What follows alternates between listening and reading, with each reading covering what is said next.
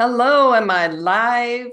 Welcome to my Wednesday talk. It's Dr. Ginny Trierweiler here. We're talking today about food, hormones, and women's health. How do all these things relate to each other? It's important stuff, right? When our hormones change in our 40s and 50s, many women feel like my body isn't working right at all anymore, right? Our estrogen levels fall and we start having symptoms that can feel like our body just betraying us. I had hot flashes and brain fog and insomnia and worsening aches and pains and weight gain that I had never experienced before, that I couldn't turn around. And it all felt like a big mystery to me, like my body's betraying me. Nothing is working like I've always learned my body should work, right? And the fact that all these changes hit us hard, can hit some of us hard and fast at a certain age, makes us suspect it's something we can't do anything about. But many of us have discovered it doesn't have to be that way. And I want to help you understand this today. We're particularly going to talk about brain health, but it's our metabolic health in general. So we can talk about various different aspects of this stage of life. But I know for me, after 10 or more years of just suffering with these changes because I didn't want to do hormone replacement therapy, I felt like I could do nothing. After about 10 years of that, I found these key principles for truly healthy eating, and they allowed me to turn all those symptoms around, including the weight loss, right? All the symptoms resolved. So once that happened, I wanted to understand, well, why does this make such a difference? And I want you to understand, maybe we don't need to focus so much on our age or on menopause. Maybe we need to focus more on our metabolism. And maybe we got away with eating in certain ways before menopause, but now with a messed up metabolism and menopause, we're not getting good results anymore. Many medical specialists believe that most of us now have metabolic syndrome. And we just discover that truly healthy eating drastically changes that. If you and your doctor agree that estrogen replacement therapy is right for you, that can help reduce some of these symptoms and reduce the weight gain issues. You know, estrogen is important. We're going to talk about how important it is for the brain. When it comes to the weight issues, other hormones matter a lot too. And it's important to pay attention to these as we talk about metabolic syndrome. So one set of hormones that can change is the hormones that regulate whether we feel hungry or we feel satisfied. So we talk about leptin and ghrelin and other hormones like that. And that can make a really big difference. If we're feeling hungry all the time and we never feel satisfied because our body has changed how it handles those hormones, that's going to make a big difference for our metabolism and our eating, right? Another hormone that can matter a lot is cortisol. We can get a lot more cortisol in our system, which feels like chronic stress and anxiety. And that can make a big difference for weight gain and for our metabolism. And our insulin functioning can really change, which can make a big difference for whether our body is using calories coming in for energy or it's storing the calories coming in as excess fat, right? So all these metabolic hormones and systems change, and it becomes this perfect storm situation for putting on more fat around the middle. It seems like the aging and the menopause caused the fat gain, but it's not exactly like that. That all sounds like stuff we can't change. But when we change our metabolic functioning by changing how we're eating, we can change these results. So this perfect storm situation and putting on more fat around the middle, it's not a benign situation for us, right? It doesn't just affect how our clothes fit. It doesn't just affect how trim we look. Changes in these hormones leads to a metabolic shift, a condition that predicts type 2 diabetes, heart disease, various cancers, and dementia. And I'm going to talk more about dementia today. It also looks like turning to what maybe used to work, like calorie reduction and ramping up intense exercise, can actually make this whole picture worse. It can exacerbate metabolic syndrome and it can cause adrenal fatigue. So yes, we want to keep exercising. We do want to pay attention to how much we're eating of the different foods, but this focus on intense exercise and calorie reduction is probably going the wrong direction. So I want to talk about how we really care about our cognitive functioning, our thinking, our ability to think our way out of problems, right? It's something that I hear from my clients all the time. I was interviewing one of my clients today who's lost 70 pounds in the last 10 months. And one of the things she emphasizes more than anything is she had a lot of anxiety that just resolved, and she is just able to solve problems better. I hear this from my clients all the time. And I believe at least part of this is that our brain is functioning better. For one thing, we're not stressing over what am I going to eat? How am I going to make up for what I ate yesterday, et cetera, right? That's one of the issues. Another issue is how it changes our gut microbiome, and all these things relate to our brain. I'm talking today about the XX Brain. It's a book by Dr. Lisa Mosconi. It's a really good book that's really well researched, and I recommend it to a lot of women because understanding what can be happening with our brain can give us a chance to focus on, okay, how can I really maintain my brain as well as possible? But let me share with you today a bit more about this. So the way she talks about it is we want our cognitive lifespan to match our lifespan. We want our thinking abilities to go all the way to the end, right? Feels really important to me and to a lot of people that I know. So it's important to know that women are at much greater risk of brain illnesses than men because a lot of people don't know this. And this includes Alzheimer's disease. There are different pathways to this disease for women in the years leading up to and after menopause that are linked to our hormones and our metabolic health. A woman's brain is more sensitive to hormone fluctuations and to certain medical and lifestyle risk factors. So she asserts that women's brain health is one of the most underrepresented, unspoken concerns. So let me tell you some of the facts that she shares. I don't know if you knew this. Women represent 2 out of 3 Alzheimer's cases. We are most of the Alzheimer's cases. I didn't know that until I read her book. We're also twice as likely, 200% as likely to experience anxiety and depression. We are more than 3 times more likely to have an autoimmune disease like multiple sclerosis, and we're 4 times more likely to have migraines and headaches. We're also more prone to meningiomas. I have a friend whose mother has that now. It's very, very hard. We're also much more likely to die from stroke. This issue of our representing 2/3 of Alzheimer's cases is very concerning. We all have noticed Alzheimer's rates are increasing and are projected to triple by 2050. Scary, right? So with 2/3 of these cases in women, it's as big a threat to our health as breast cancer, yet almost no one's talking about it. And it's one of these issues where, like so many cases in medicine, where women can get misdiagnosed or mistreated because all the research was based on men. Once it was realized, when women are of childbearing age, it can be a risk to a developing fetus to do certain kinds of research. So we'll just stop doing research on women. So all the research and all the medical standards are based on men. And one of the implications of this, women metabolize drugs differently and respond to drugs differently.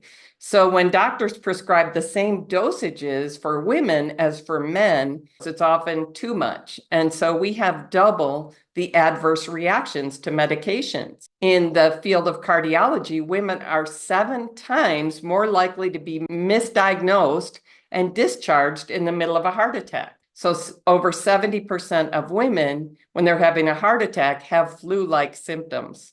Also, if you look at the medications people take for sleep, like Ambien, produces dramatically different reactions in men and women. Short-term, women are much more likely to be found sleepwalking, sleep eating, and sleep driving. It's scary, right? And women reach maximum blood levels at much lower doses than men. So after 20 years of overdosing women on Ambien, the medical community recommended cutting the dosage in half for women. And if that weren't enough, high cumulative doses, like if you just keep taking Ambien at too high a dose for a while, that increases your risk for dementia. So given that we have both higher risk and poorer medical response in these areas, how can we maximize our brain health? One thing I do encourage everybody, there's a lot of books out there I like reading. This is one I really recommend. The XX Brain is one I really recommend to women to get a hold of and look through it and think about what are my risk factors and what are my best options. It's never too late to take better care of ourselves than we have been, right? To make better personal choices, to get more committed to personal choices that will give you the best health for the longest time. You can feel happier and calmer when your brain is functioning better. You can have more energy, improve your sleep, minimize memory lapses, and cut the risk of dementia altogether. So this has to do with how we're managing our hormones, how we're managing our metabolism. And that's why embracing truly healthy eating can be the biggest thing that you can do to improve your results. And I always have to make it clear, almost nobody knows what truly healthy eating is. This is my assertion. And we all think we know. And this is a problem. So it's hard to let in information that could be life-changing because your head is full of misinformation that you feel pretty devoted to and pretty happy with. So in 1992, we discovered that sex hormones really influence brain function. And the X chromosome is much larger than the Y chromosome, right? It has 1,000 more genes. And many of those are critical for hormone production and for brain activity. And hormones are these powerful chemicals that are involved in almost every process in our brain and our body. So hormones promote growth and recovery, right? It's hormones that drive us to grow. It's hormones that drive recovery in our bodies. It's hormones that help keep our bones strong and keep our gut functioning well, that keep our sex life potent, that affect our weight and our immune system and how we turn food into fuel. So when our hormones are out of whack, we feel it everywhere, right? From our joints to our thoughts, our memory, our mood, our alertness. So all hormones are important in this regard. But estrogen may be especially important, maybe the major driver of brain health for women.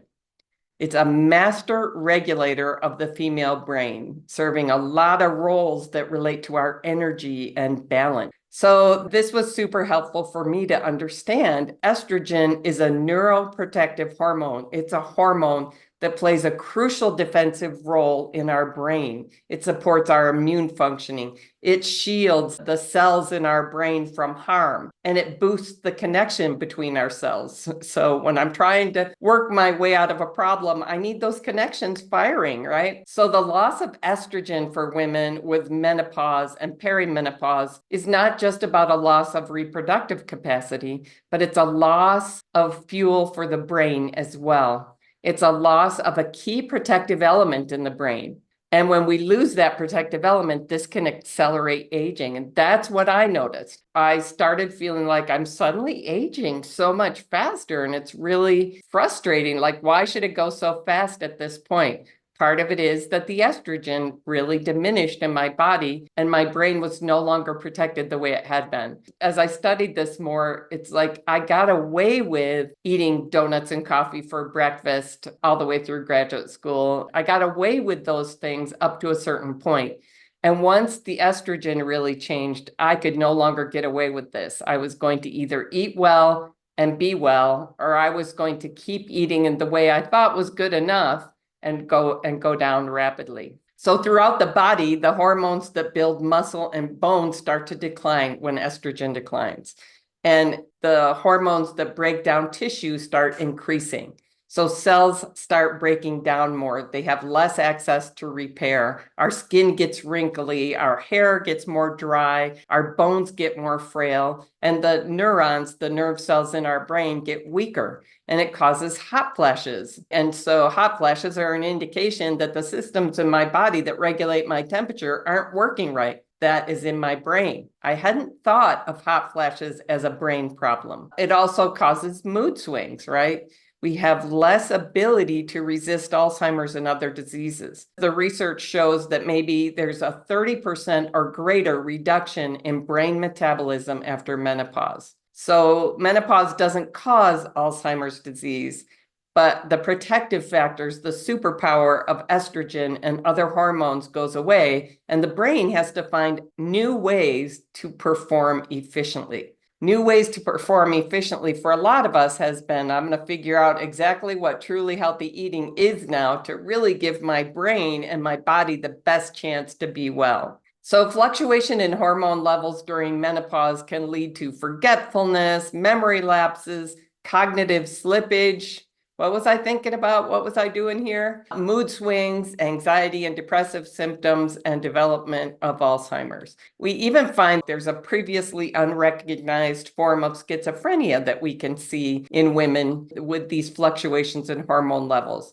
Many women develop depression for the first time during menopause, and we become more susceptible to heart disease, obesity, and diabetes in menopause. And all of those are risk factors for cognitive decline. So it's important to recognize many menopausal symptoms originate in the brain first and foremost. We spend a third of our lives post-menopausal. So this is a time, if you haven't figured out what truly healthy eating is, and I assert almost no one has, it's a time to figure it out to make a big difference. So she busts myths like, well, I think it's genetics. You know, my mom and dad both had dementia, so I'm going to have dementia. It's not mostly genetic risk. There's a small contribution, like 1 or 2%. It's estimated that 80% of cardiovascular disease and up to 90% of type 2 diabetes are caused by lifestyle choices, our diet. When we cut those risk factors by 10%, we can prevent, on a population level, nearly 9 million cases of Alzheimer's by 2050. So at a minimum, 1/3 of all Alzheimer's cases could be prevented by lifestyle, diet and exercise, intentional social and intellectual engagement, balancing our hormones, avoiding smoking and exposure to other toxins, managing our cardiovascular health, and other factors that relate to obesity and diabetes. So there's no cure on the horizon. Don't wait for some kind of pill for this stuff. Given that women have both a higher risk and a poorer medical response with brain conditions, how can we maximize our brain health? So I started studying a bit more about how the body works. I wanted to respect and appreciate and truly take care of my body in a way that maybe I hadn't been. And I started realizing our bodies are pretty amazing with their ability to recover from harm, as long as we aren't constantly weakening our body's defenses by bringing in harmful elements like processed food, like alcohol. So a healthy diet is crucial. Physical activity also helps prevent cognitive deterioration, stress, sleep, social interaction, etc. Managing that stuff. So many systems and functions are affected by our hormones, by our metabolic functioning, by our brain functioning. So don't give up on it. Figure out what to do. It's worth learning how truly healthy eating is completely different from what we've learned growing up in this deranged food environment. Changing how we eat and drink in big enough ways can have a big impact, a big effect on improving the levels and the functioning of these hormones, changing our metabolic functioning, right? And that completely changes our results. Now, if you want to keep learning more about these topics of healthy eating and weight loss, subscribe to my YouTube channel. I'm putting out weekly content on truly healthy eating and weight loss. And if you're realizing I could really use some guidance, I could use some support, some accountability to make changes big enough that I'll really see the effects like now, reach out and talk to me. It can really make things so much easier. I look forward to seeing your comments. How have your hormones affected your weight? And stay in touch.